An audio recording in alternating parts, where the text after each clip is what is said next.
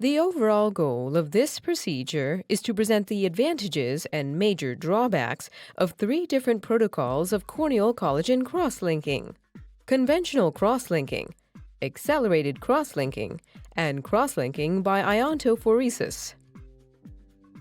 This method can help answer key questions in the keratoconus treatment field, such as which protocol of corneal collagen crosslinking is more accurate to help the progression of this corneal ectasia. The main advantage of this technique is that we compare the proceedings and the results of those three different protocols of corneal collagen crosslinking to highlight the usefulness of each one.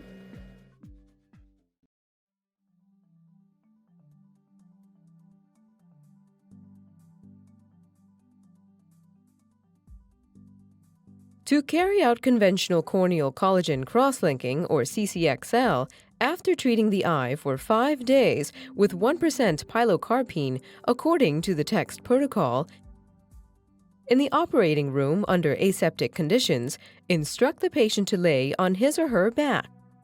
Administer a topical anesthesia such as 0.4% oxybuprocaine. To remove the epithelium, use a circle corneal marker to mark the central 9 mm of the cornea. With a blunt spatula, remove the central 7 to 9 mm of the corneal epithelium by mechanical debridement. Then, every minute for the next 20 minutes, apply 0.1% riboflavin with 20% dextrin to the cornea.